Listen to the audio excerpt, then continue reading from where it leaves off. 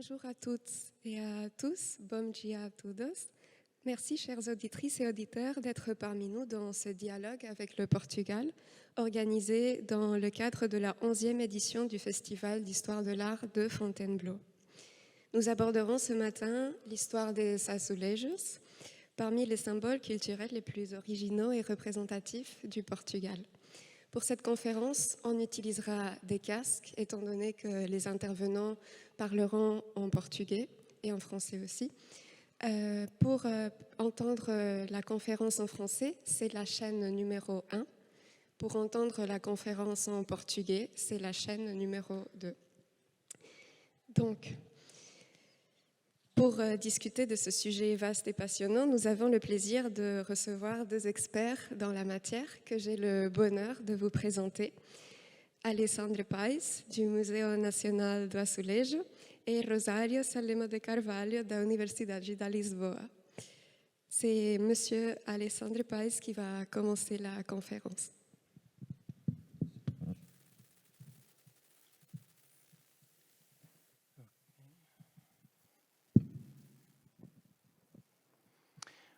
Bonjour à tous. Je vais essayer de parler en français, mais mon français est un peu rouillé, mais je vais essayer. Bon.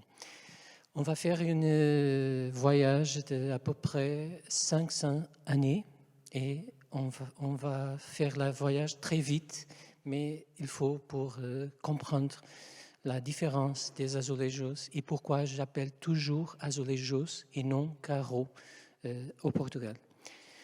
Le mot azulejo, c'est un mot arabe qui signifie petit pierre polie et c'était une des traditions que les Arabes ont portées au Portugal. Au XVIe siècle, on voit que les azulejos au Portugal sont le temps pour l'expérimentation. Au début, les azulejos étaient importés de Séville et on voit la différence entre le portugais et l'espagnol. Les Espagnols utilisent les azulejos comme ça, comme des tapis. Les Portugais préféraient faire des architectures, des faux architectures, un peu comme cette espèce de vitrail que les azulejos ne sont pas, la lumière ne transfère de la verre, mais est réfléchie par les verres des azulejos. Ici, on voit un palais très important à Lisbonne, à Sintra, très près de Lisbonne, et on voit que les azulejos sont mis comme s'il était un mur pour protéger la salle. Ici, on peut voir cette mise en scène aussi. Ici, les azulejos ont ce motif végétaliste, et ces motifs végétaux donnent une apparence d'un jardin à l'intérieur du palais. Au milieu du XVIe, on a des azulejos en faïence qui sont différents des autres azulejos. Ici, on voit un des plus beaux panneaux que nous avons au musée de l'azulejo et qui s'appelle le panneau de Notre-Dame de la Vie. Et ici, c'est très important de percevoir ce motif qui manque ici. Le motif, ce n'était un motif, mais une fenêtre qui permettait la lumière de traverser les azulejos et était symbolique de le chemin que le Saint-Esprit, qui est ici représenté, c'était le chemin du Saint-Esprit pour la Vierge. Et pourtant, ça c'est très important parce qu'au Portugal, les azulejos sont toujours connectés avec l'architecture. Au moment où nous retirons les azulejos de l'architecture, quelque chose s'est perdu pour toujours. Un autre exemple très connu, c'est dans une petite chapelle à São Roque, à Lisbonne. Ici, on voit une autre chose. Dans cette chapelle, l'intérieur s'est protégé par cette ferronnerie et les motifs qui sont les motifs matériaux de São Roque, le chien et ce bâton, sont au-delà de l'intérieur de la chapelle. Parce qu'à l'intérieur de la chapelle, seulement le sang est présent dans le sens qui est transfixé. Bon. Le voyage, c'est très rapide, mais c'est seulement pour avoir quelques idées. Le XVIIe siècle, il y a un changement. Le changement, c'est qu'au XVIIe siècle, c'est le temps des motifs. Les motifs qui sont appliqués à l'architecture au XVIIe, ce sont des motifs très géométriques. Ici, c'est très intéressant parce que tous les azulejos sont découpés pour s'ajuster à l'architecture, comme c'était un dessin de l'architecture qu'on voit dans les azulejos. Aussi, un autre aspect qui c'est très intéressant est que nous avons les motifs ici, mais quand on voit les motifs dans l'architecture, on a une différente perception. Ici, il semble carré, mais quand on voit dans l'architecture, il semble des motifs ronds. Cette différence des motifs dans l'architecture, c'est un autre aspect très intéressant des azulejos au XVIIe siècle. Ici, l'ambassade de France, un très beau palais. On a un ange de taille comme naturelle et on voit ces motifs de cordes qui est un motif inspiré de la porcelaine de la Chine, de la porcelaine chinoise. Et c'est cette migration des motifs qui semble aussi un aspect très intéressant au XVIIe siècle. Ici, on voit que les plafonds et les murs étaient couverts des azulejos au XVIIe siècle. Ça, c'est une différence des Espagnols, que les Espagnols n'utilisent pas les azulejos tellement au plafond. Et on voit le découpage des azulejos, découpage qui est fait au moment de la mise dans le plafond, ou de la mise dans l'architecture. On voit comme l'architecture s'est modifiée et créé des illusions dans l'espace. Et pourtant, les motifs dans les azulejos peuvent être dans un seul azulejo, 4, 16, 32, jusqu'à 144. Il faut avoir 144 pièces pour avoir un seul motif qui se va répéter à l'infini. Et pourtant, ça c'est quelque chose d'étonnant. Au XVIIe siècle, la quantité des azulejos, des motifs qui sont créés au Portugal. Les azulejos nous donnent des pistes sur des diverses arts. Ici, l'orfèvrerie, on voit les diamants ici. On peut voir aussi les motifs des textiles dans les azulejos. Ou, comme je disais un moment, les motifs de la porcelaine ici. Ici, c'est cette fleur, la péonie de la Chine, qui n'était connue au Portugal et était interprétée comme des roses. Et ça nous donne aussi une autre compréhension des motifs aux azulejos du XVIIe. Quelques motifs sont créés spécifiquement pour quelques endroits. Ici, pour une chapelle de baptême.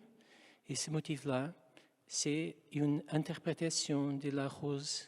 Et la rose, c'est le symbole de la Vierge. Pourtant, ces azulejos étaient utilisés dans les églises dédiées à la Vierge. Le XVIIIe siècle, c'est le temps des narratifs. Le temps des narratifs parce que c'est le moment où les azulejos ont des motifs qui racontent des histoires. Dans les églises, ils sont comme l'ancienne Biblia Pauperum, des anciens documents qui racontent les histoires religieuses, qui sont très complexes, mais comme ils étaient des motifs dessinés, tous les gens comprenaient. Et pourtant, les azulejos fonctionnent un peu comme cet type de livre. Il y a une différence dans les églises, parce que si nous voyons les azulejos dans le côté de l'évangile, c'est toujours la description de la vie des saints ou la vie de Christ, ou de la vie de la Vierge. De la côté de l'épître, c'est toujours les merveilles, les miracles, toute la fantaisie.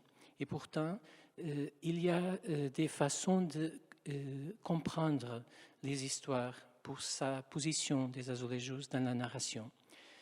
Une création très originale au XVIIIe siècle, ce sont les figures d'invitation qui sont posées à l'entrée des églises ou à l'entrée des palais. Ce sont des figures de taille naturelle aussi. Une autre création très intéressante, ce sont les cuisines avec des motifs qui rappellent ce qu'on peut voir dans la cuisine des palais ou de quelques églises. Avec le tremblement de terre au milieu du XVIIIe siècle, il avait un très grand changement dans la ville de Lisbonne et d'autres villes au Portugal. Et il y a une création très particulière, ce sont ces petits panneaux qui s'appellent registros, qui étaient placés à l'extérieur des bâtiments pour les protéger d'un autre tremblement ou d'une autre tragédie. Et pourtant, ça nous ouvre la porte au XIXe siècle, que c'est le temps de l'extérieur. Au XIXe siècle, un des plus importants palais portugais, c'est le palais de Pena, très près de Lisbonne, à Sintra. Et ce palais est couvert des azulejos. Ça, c'est intéressant parce que le roi qui a fait ce palais, c'est un roi allemand. Et pourtant, il a épousé la reine portugaise. Et pourtant, il utilisait les azulejos pour que compreniez que les azulejos étaient un peu l'âme des Portugais. Et on voit dans la ville portugaise au 19e, les azulejos couvrent tous les bâtiments, un peu comme si les maisons étaient maisons de verre qui réfléchit la lumière. Et on a cette illusion d'équelle. Il y a presque une sculpture de verre dans les façades des églises. Un autre aspect qui est très intéressant, c'est que nous avons des azulejos pour faire le contour. Et on voit ici le même motif avec des différents contours et la différence de perception que nous avons. Ici, le motif semble plus jaune parce qu'il y a des jaunes dans le contour. Ici, il semble plus bleu parce qu'il y a bleu dans le contour. Et ça fait la différence entre chaque bâtiment dans la ville. Et aussi, comme je disais avant, les azulejos étaient découpés pour faire le contour de toute l'architecture, même au XIXe siècle. 20e siècle, nous sommes presque à ce moment-là. Le voyage s'est presque terminé et le 20e siècle, c'est le temps de l'art public. Les azulejos sont utilisés dans les gares les gares des trains, oui, pardon, dans les gares des trains, et aussi à l'extérieur de la gare des trains, pour montrer ce qu'on peut voir dans cette région. Beaucoup de ces motifs sont inspirés en photographie des plus importants endroits dans cette région. Au milieu après la guerre, on commence à faire le métro. Et le métro aussi est avec des azulejos. Et chaque azulejo qui semble quelque chose un peu abstrait, mais en effet, les symboles, ce sont des symboles des endroits où chaque station est placée. Après la guerre, il y a un très grand changement dans la ville de Lisbonne. Et on voit que beaucoup de panneaux sont placés pour évoquer la mémoire de l'ancienne Lisbonne qui était changée avec la modernité. Ici, un des plus importants, plus surprenants panneaux, un des plus grands panneaux à Lisbonne, c'est celui-là. Et c'est un panneau qui semble abstrait aussi, avec beaucoup de couleurs.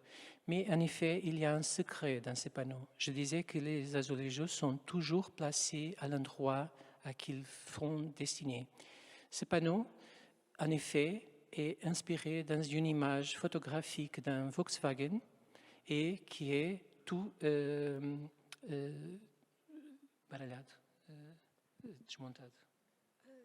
démonté, bon.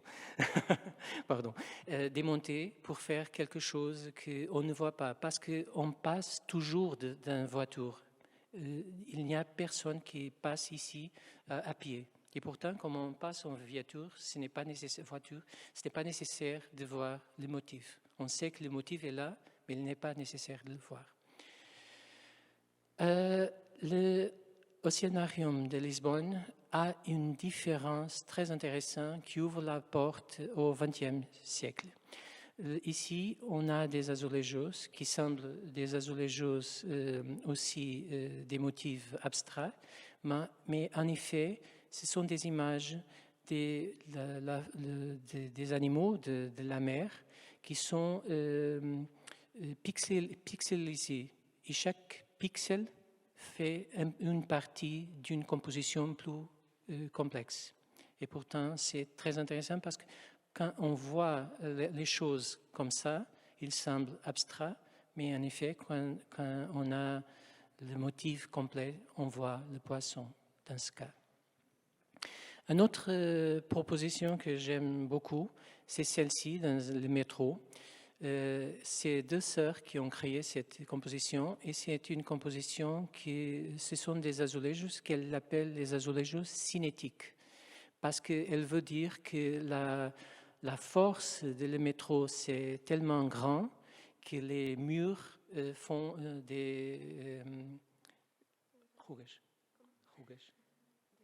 des vagues, oui. Et pourtant, quand on voit, c'est la vague que la force du métro a créée dans l'architecture. Une autre architecture, c'est très belle, c'est le terminal des croisiers de Porto de Leixões, inspiré des blancs azulejos d'un très important monastère portugais. Et on voit ici que les blancs, ce n'est pas toujours blanc. Il y a beaucoup de blancs dans ces monastères. Il y a 78 tonalités de blanc.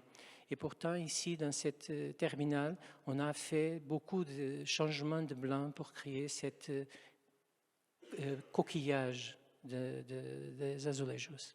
Bon, et au XXe siècle, il y a quelque chose de nouveau. Les azulejos changent ou il reste quelque chose d'autre temps. Non. Les azulejos sont un moment de révolution. Nous ne savons pas quel sera le futur, l'avenir, mais on va voir quelques propositions.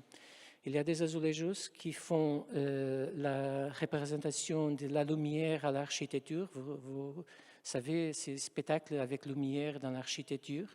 Ici, ils sont fixés dans l'architecture de cet bâtiment. Une autre proposition aussi très intéressante, c'est celle-ci. Il semble quelque chose de très inintéressant, mais en effet, c'est un viaduc. Et pourtant, comme les gens passent très vite dans son voiture, l'auteur voulait créer l'illusion qu'ils vont à la vélocité de la lumière. Et pourtant, ce qu'on voit, c'est la vélocité de la lumière ici avec cette composition. Une de mes favorites, c'est celle-ci, d'un artiste finnois, Eero, et il utilise la bande dessinée d'une façon très intéressante pour créer ces panneaux.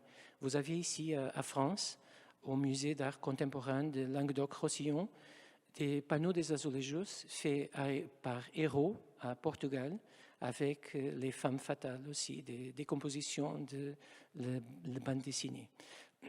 Pardon. Une autre proposition, pour moi aussi très intéressante, ce sont ces azulejos qui sont placés au plafond d'une station de métro. Pardon. Et ce plafond, l'intéressant est que quand on vient ici, à la fin de l'escalier, nous sommes dans la profondeur de la rivière. Et pourtant, ce qu'on voit, c'est comme si nous venons de la fond de la rivière jusqu'à la surface. Et pourtant, on voit la surface ici de la rivière. Une autre proposition, plus publicitaire, si on veut, un peu ironique, c'est une autre station de métro avec ces jeunes filles, ça s'appelle le projet Les Jeunes Filles, et un peu de la publicité de Benetton. Benetton m'a payé pour faire cette présentation, mais c'est pour comprendre. Une de mes favorites, c'est un couple qui fait ce type de panneaux. Ces panneaux sont très intéressants parce qu'ils utilisent ce qu'on appelle les azulejos des maisons de bain. azulejos qui n'ont pas aucun intérêt. Et ils utilisent ces azulejos pour créer ces compositions, ces portraits qu'on peut voir à quelque distance, non quand nous sommes beaucoup près. Et aussi, ils ont essayé, ici c'est le portrait du jeune homme et de la jeune fille qui créaient ces compositions. Ils ont aussi essayé de porter le son à les azulejos. Ils ont créé ces panneaux qui sont utilisés à un grand festival de rock. Et ces panneaux ont une composition qui permet de réfléchir et projeter le son. Et pourtant, c'est une utilisation très intéressante aussi. Un autre auteur, qui c'est un auteur français d'origine portugaise, André Teixeira, a créé un très grand panneau. Et c'est son histoire, une histoire d'immigration, de succès dans tous les pays du monde. Et c'est une narrative un peu comme des graffitis, un azulejo. Un autre artiste que vous connaissez bien, c'est Joana Vasconcelos. Et elle a créé aussi beaucoup de pièces en azulejos. J'aime beaucoup cette façade parce que les motifs de la façade sont occultes,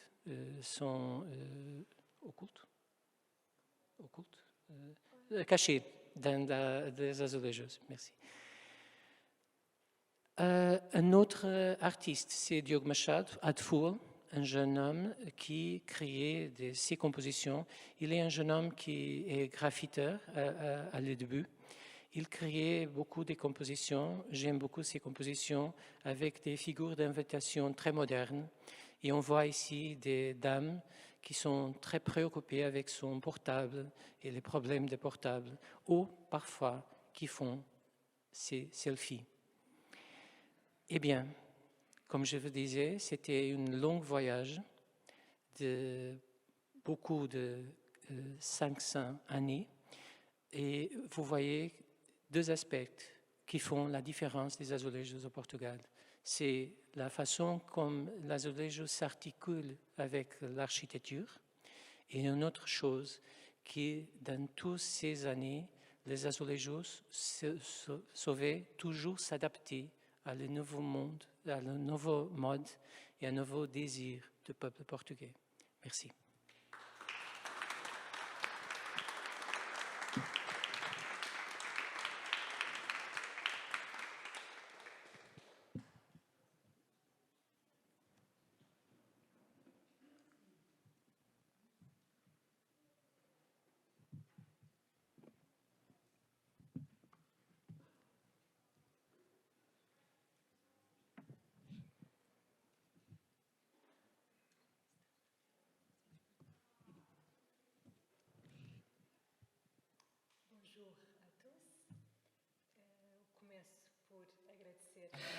Tout d'abord, j'aimerais remercier l'organisation pour l'invitation qui m'a été adressée d'être ici aujourd'hui avec Alexandre País pour faire la deuxième partie de cette présentation sur les azulejos portugais.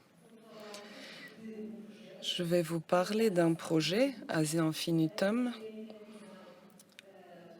qui est dynamisé par mon groupe de recherche, le réseau de recherche sur les azulejos, en partenariat avec le Musée national de l'azulejo et l'entreprise Sistemas du Futuro, un projet qui est coordonné par moi et par Alexandre.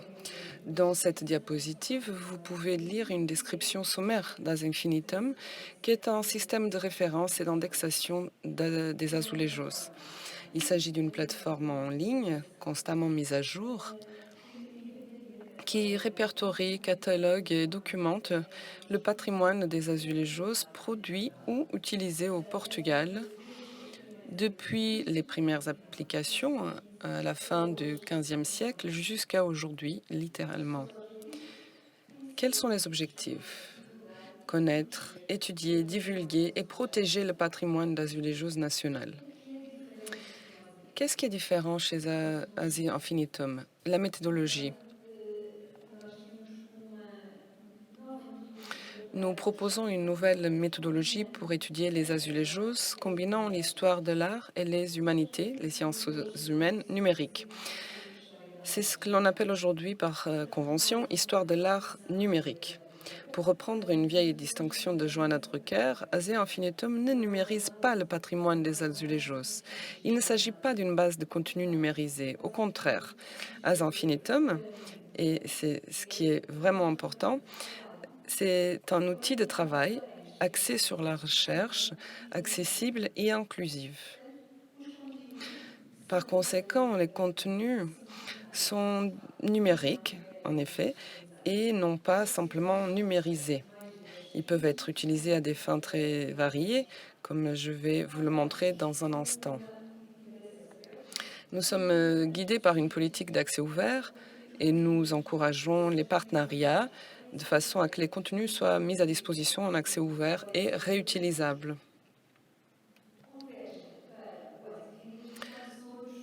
Presque tous, voire tous les projets du réseau de recherche sur les azulejos convergent vers Ase Infinitum. Et c'est dans l'articulation entre les systèmes en tant qu'outils et miroir des résultats et les thèses, articles et travaux qui résultent de l'utilisation de ce même outil qu'Ase Infinitum peut être considéré comme une histoire des azulejos portugais en permanente actualisation, en bénéficiant des recherches les plus récentes qui sont faites au niveaux les plus divers. Et je tiens ici à souligner le rôle important de la photographie, en profitant de l'occasion pour remercier la générosité de l'un de nos partenaires, le photographe Liborio Manuel Silva, auteur de cette image et de bien d'autres. Vous pouvez voir ici à quoi ressemble la version bêta qui a été lancée lors de la Journée nationale de l'azulejo le 6 mai dernier. Il y a encore plusieurs choses à corriger, mais très bientôt, je l'espère, nous aurons la version finale. Je vous invite à d'ores et déjà explorer Ase Infinitum. Je vais juste vous montrer le potentiel du système pour la recherche en histoire de l'art en utilisant quelques cas concrets. Je commencerai par les azulejos à motifs et me concentrerai sur le cas spécifique des azulejos mudéjars ou de la fin du Moyen Âge. Notamment parce que, très curieusement, le dépliant publicitaire de cette 11e édition du festival présente une adaptation du tableau de Ghirlandaio sur un fond de motifs de azulejo mudéjar. L'intention semble évidente. Utiliser cette référence pour faire allusion au pays invité, le Portugal, où les azulejos est considéré comme l'un des arts les plus représentatifs de la culture portugaise. Pour nous, dans Ase Infinitum et dans le catalogue des motifs, il ne s'agit pas de n'importe quel motif, mais plutôt du P15160066 ou de la variante de couleur, le P15160038. Cette dernière étant présente dans entre autres locaux, dans le patio de l'audience du Palais national de Sintra. Pour trouver ce modèle et plusieurs autres dans Ase Infinitum, il suffit de les chercher dans l'onglet Padrões e molduras, motifs et cadres, que nous voyons dans la diapositive. Actuellement, nous avons une nouvelle forme de recherche par image qui utilise l'application VISE de l'Université d'Oxford. Il suffit de télécharger une image. Moi, j'ai fait celle-ci, l'image du festival, afin de trouver des correspondances dans l'Ase Infinitum. Or, ce projet de catalogage s'inspire du travail de João Miguel dos Santos Simões, même si notre méthodologie est un peu différente et actualisée. L'idée de base est de créer un profil, comme s'il s'agissait d'un profil ADN pour chaque motif, afin qu'il ne puisse être confondu avec aucun autre. Nous commençons par collecter des informations textuelles et d'archives, puis nous passons au traitement visuel du motif. Et celle-ci est une partie importante, non seulement pour les images qu'elle génère, mais aussi pour l'analyse visuelle approfondie qu'elle permet. Dans cette phase, nous nous concentrons sur ce motif spécifique dans une approche de zoom avant.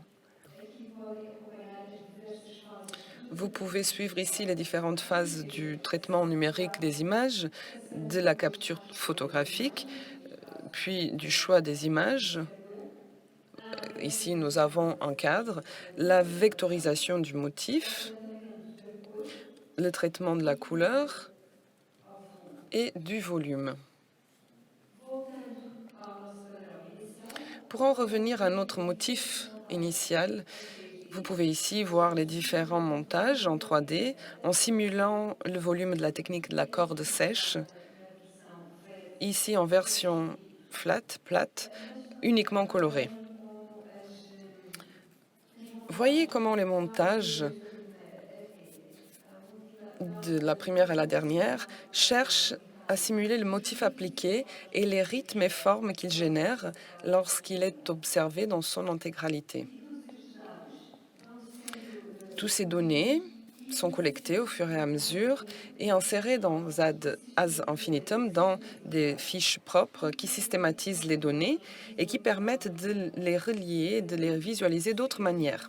Par exemple, nous comprenons quand et où le même motif a été appliqué, créant ainsi des lignes chronologiques qui indiquent des questions de goût, par exemple, ou bien des profils géographiques liés à la commande.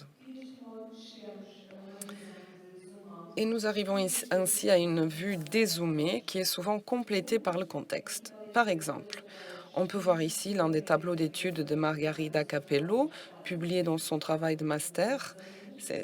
Elle était une de nos élèves. Dans son travail, le catalogage de ces motifs a permis de reconnaître de multiples variantes de ce que l'on croit, ici dans cette section en dessous, de ce que l'on croit être l'une des premières productions nationales et de comprendre l'application de ces azulejos dans une chapelle de l'église matrice d'Alios Vedros, dont on a conclu qu'elle n'était pas originale, mais le résultat de plusieurs réapplications. Vous voyez aussi comment le catalogage et les nouveaux outils de recherche sont également utiles dans le domaine de l'archéologie en permettant l'identification rapide de fragments comme celui que vous voyez sur l'image. Ce travail de master s'est articulé avec la thèse de doctorat en cours de Rafaela Xavier, qui participe au RIE, en rencontre internationale étudiante, et que nous voyons ici à côté de son affiche dans les rencontres de la science de 2022. Ce catalogage s'étend bien entendu à tous les autres siècles, comme le XVIIe siècle où nous avons commencé. Vous pouvez voir ici le motif Masaroka, épi de maïs, mais ici, les images sont toujours plates et construites à partir de la photographie sans vectorisation. Le projet a donné lieu à des différentes études et a été présenté dans cette exposition sur les azulejos du XVIIe siècle qui a eu lieu en 2012 au Musée national de l'azulejos. Et ici, vous pouvez voir d'autres institutions qui utilisent déjà le catalogue en tant qu'outil de vocabulaire contrôlé pour ce domaine, ce qui était précisément ce que nous voulions, en uniformisant ainsi les pratiques et en stimulant la recherche à laquelle tout le monde peut contribuer. Même au niveau de la diffusion, comme ce dernier exemple concernant les façades de la ville de Braga. Mais As Infinitum ne vit pas seulement de motifs, il est donc temps de voir d'autres types d'azulejos. Celui-ci est l'un des endroits au monde, au Portugal et peut-être au monde, où l'on trouve le plus d'azulejos. Il s'agit du monastère de São Vicente de Fora à Lisbonne. Et l'inventaire de ces azulejos a servi de laboratoire à nos étudiants à la fac, où ils choisissent des espaces dans lesquels travailler. L'un des derniers était le cloître inférieur, que vous pouvez voir ici sur les images, avec un peu plus de détails sur celle-ci. Il s'agit de 2 ailes carrées avec 65 sections figuratives. La méthodologie qui préside à ces études ou inventaire des azulejos, qui restent dans leur lieu d'application, et qui sont ceux qui nous intéressent par leur contexte est la suivante. Je vais la survoler très vite. Nous utilisons toujours une structure hiérarchique qui va du bâtiment au revêtement, car justement les azulejos doivent être lus dans leur contexte, c'est-à-dire dans leur lieu d'application. Nous commençons par le bâtiment, puis nous passons aux espaces. Dans ce cas, dans le monastère de San Vicente, il s'agit des cloîtres inférieurs. Nous analysons ensuite les revêtements, dans ce cas 65 éléments figuratifs. Il pourrait être un motif, mais la logique est toujours la même. Et enfin, les cadres, les encadrements. Dans le cas de San Vicente de Fora, le cloître inférieur que nous voyons sur l'image a déjà été fermé. Il était revêtu d'azulejos figuratifs, comme on peut le voir sur ces deux images. Donc, ceux-ci se maintiennent, mais de l'autre côté, non.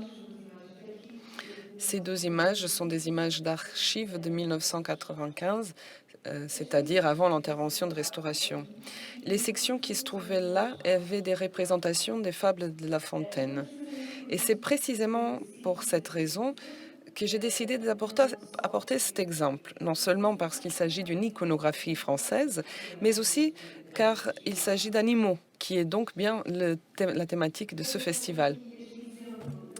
Regardez cet exemple de la fable du chat et de la souris, où vous pouvez voir la section, encore une fois appliquée sur le cloître, et plus tard, après l'intervention. Et ici, nous avons la gravure de Jean-Baptiste Oudry qui a inspiré ce panneau d'azulejos. Au total, il s'agit de 38 fables, mais je n'en ai apporté que 2. Je ne vais pas vous raconter les histoires. Il s'agit de la poule aux œufs d'or et le coq et le renard. On pourrait aussi arriver à ce revêtement ad infinitum en cherchant simplement les fables dans l'onglet iconographie, puisque toutes les sections figuratives sont cataloguées à partir du système Iconclass. Nous aurions pu le faire aussi par le biais de l'onglet sources visuelles qui rassemble les gravures ayant inspiré les revêtements. Bon, je parle de gravures, mais il peut s'agir aussi de catalogues usines de motifs des siècles, des 19e et 20e siècles, par exemple. Pour en revenir au cloître inférieur, je voudrais également attirer votre attention sur les cadres et le catalogage, un travail que je suis en train de réaliser. Le catalogage des moldures nous permet de mieux comprendre l'évolution de la relation de l'azulejos avec l'architecture. Et vous pouvez voir ici une chronologie des différentes typologies identifiées. Des barres simples qui prolongent la logique des azulejos à motifs du XVIIe siècle et qui peuvent être appliqués de n'importe quelle manière, horizontalement, verticalement, c'est indifférent, en passant par celles qui ne peuvent être dissociées et enfin celles qui combinent différentes barres verticales et horizontales. En plus de celles-ci, nous avons ensuite les cadres qui sont indissociables et qui fonctionnent en articulation avec les représentations figuratives qui sont découpées à l'extérieur. Et le dessin intérieur n'est pas découpé, mais dessiné avec la composition. La même logique continue au cours du rococo. Cette analyse implique également des résultats en termes de lecture du programme iconographique, mettant en lumière la manière dont les différents intervenants d'une œuvre d'azulejos organisent leur travail. En parlant d'intervenants, j'attire votre attention sur l'onglet des auteurs dans Az Infinitum, où vous pouvez trouver toutes sortes d'auteurs avec les biographies les plus complètes possibles et qui résultent des recherches les plus récentes. Je suis presque en train de terminer, mais j'aimerais vous montrer un exemple d'un article que j'ai soumis récemment Après avoir identifié et catalogué toutes les représentations de l'Annonciation qui existent ou qui ont existé sur les azulejos du XVIIIe siècle et qui sont 114 au total. Les données ont été systématisées dans Ad Infinitum, puis exportées vers des fichiers de format Excel ou CSV, et les données ont été analysées dans des applications comme celle-ci, le Palladio de l'Université de Stanford, qui permet de visualiser des cartes et des graphiques de nœuds. On peut mesurer l'impact de cette gravure de Laurent Carre, réalisée en 1728, d'après le tableau de François Lemoine de 1727 pour un collège anglais. Ici, nous pouvons voir la correspondance dans cet ensemble.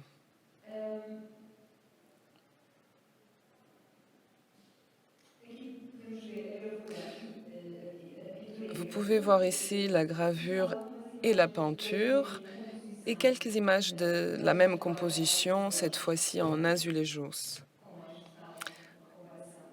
Ou ici, pour plus en détail, la comparaison entre la gravure et la peinture en azulejo. La systématisation des données nous permet, par exemple, de créer une chronologie et de comprendre que cette gravure que je vous ai montrée a eu un impact significatif sur toute la seconde moitié du XVIIIe siècle.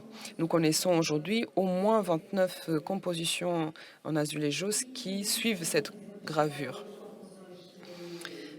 Cela nous permet aussi d'arriver à d'autres conclusions au niveau géographique, en cartographiant l'influence géographique des gravures, ici de manière très simple, en incluant 4 autres non comptabilisés auparavant au Brésil.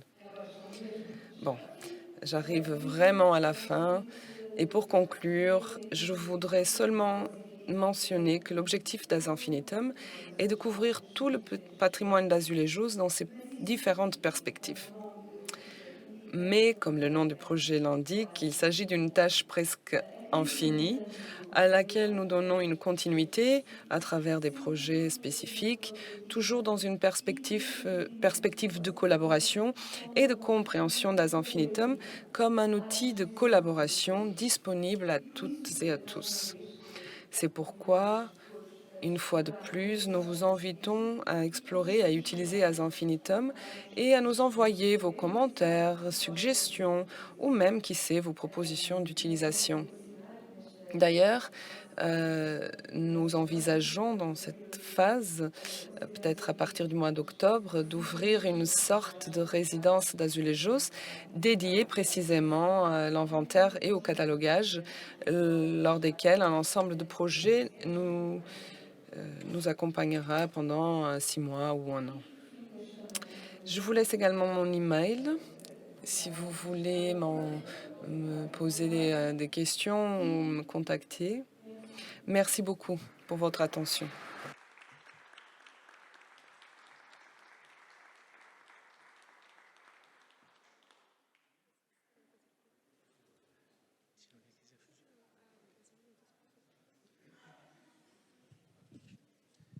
Merci beaucoup pour ces interventions. On a un peu de temps pour quelques questions. Si jamais ces interventions suscitent des réactions, on va passer dans les rangs avec le microphone pour que vous puissiez prendre la parole. Merci pour tous ces trésors que vous nous avez fait partager. Et est-ce que votre site est uniquement en portugais ou il est en anglais, en français, en espagnol, je ne sais pas, s'il vous plaît.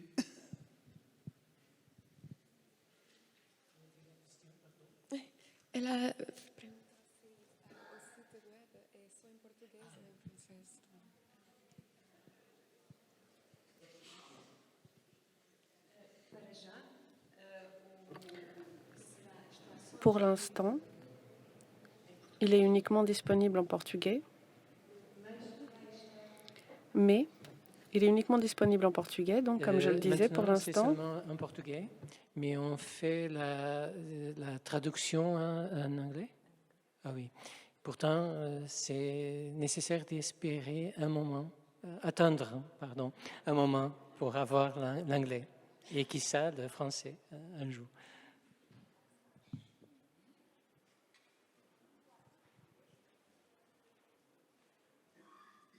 Merci.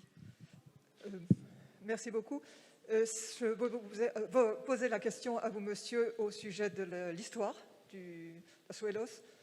Je n'ai pas entendu parler, peut-être n'ai-je mal écouté, du grand tremblement de terre. Est-ce qu'il a eu des conséquences sur la mutation de l'utilisation des Azuelos?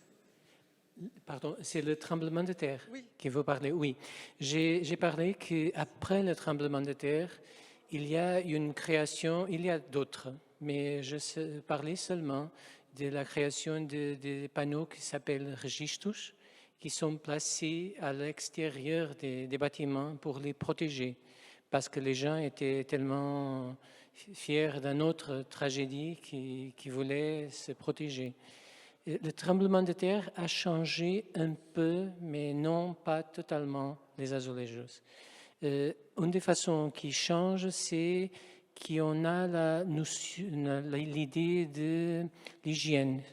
Les azulejos sont faciles à nettoyer. Et pourtant, ça c'est très important après le tremblement, parce qu'il y a beaucoup de doenças. Maladie. Des centres, non, diseases. Des maladies. Maladies, pardon. Des maladies, pourtant, les azulejos sont très importants pour ça. Mais il y a d'autres choses. Mais cette présentation, pour parler de 500 années, un demi-heure, je sais un peu comme Scheherazade. Vous savez, de Mille et une nuits, j'ai raconté quelque part de l'histoire. D'autre part, vous devez aller au Portugal pour savoir.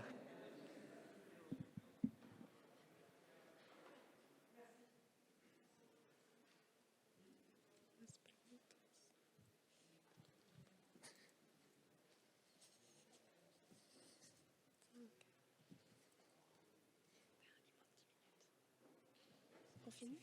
D'accord. Merci beaucoup pour ces... Ah, une question ? Oui. 2 questions.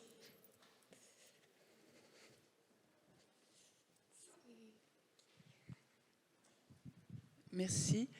Est-ce qu'au fil des temps, l'évolution technique de la composition du support de l'azulejo a évolué en terre et en vernis ou en émaux? Est-ce que vous pouvez nous dire quelques mots sur le support de ce que nous voyons? Il y a des changements après le 19e siècle, avec l'industrialisation.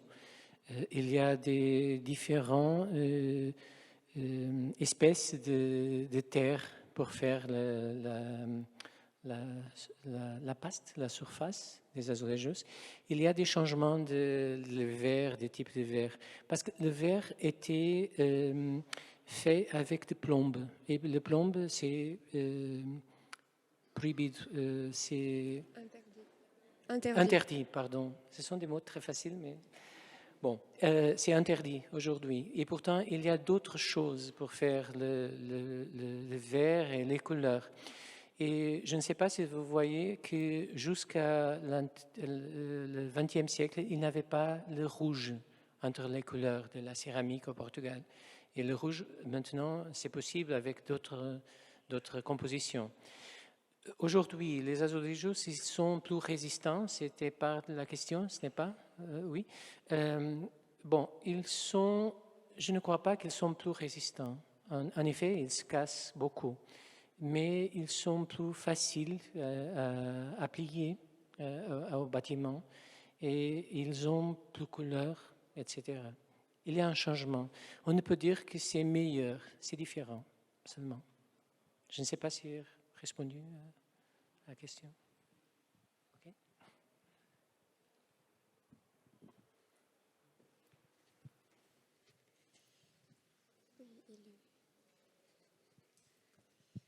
Y a-t-il plus de questions? Oui.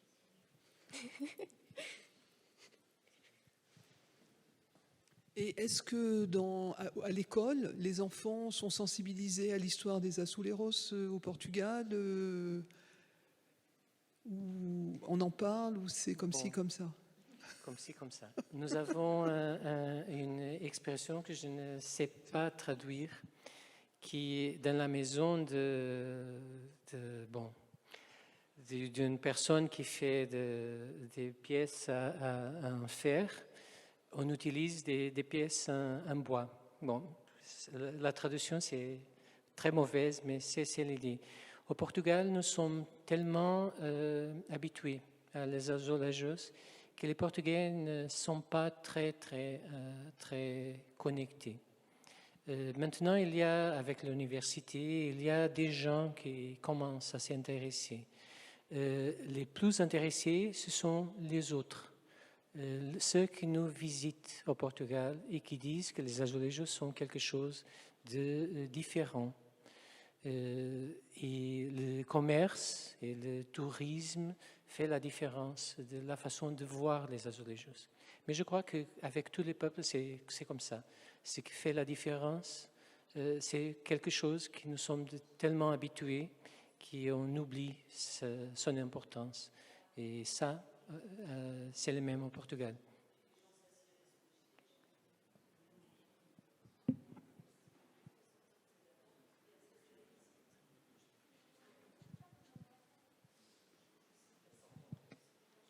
Je m'excuse, je reviens sur les problèmes techniques de fabrication et de scellement sur les supports. Est-ce qu'on peut imaginer que cette argile cuite émaillée, si on peut dire, puisse être fixée dans d'autres climats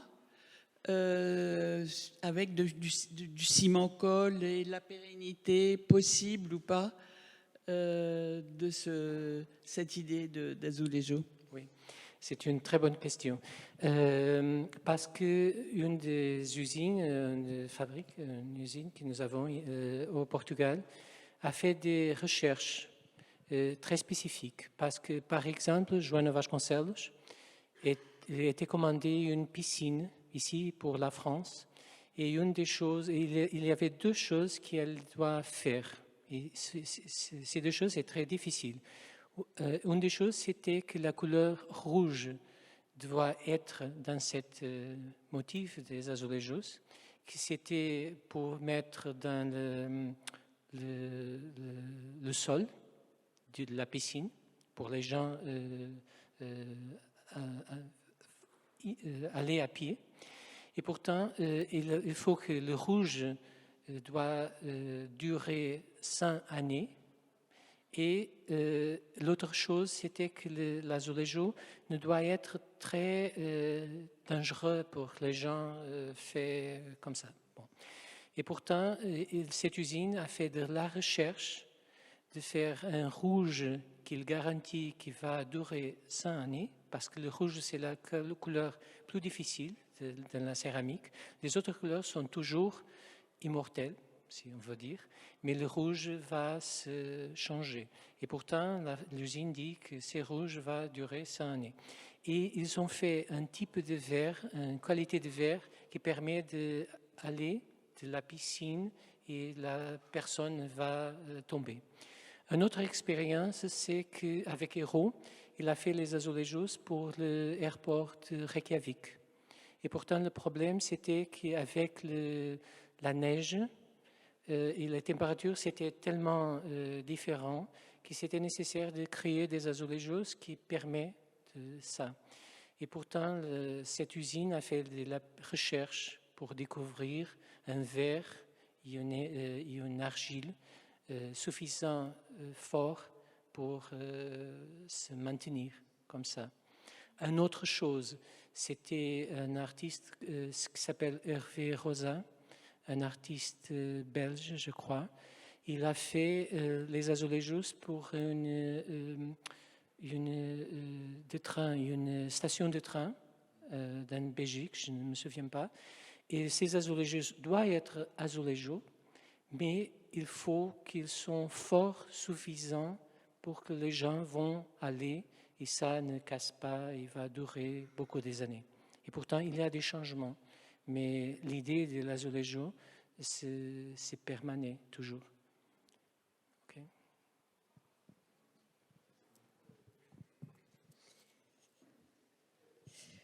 Merci pour ces interventions et merci à nos auditeurs et auditrices pour leur présence. Je finis un peu sur les suites.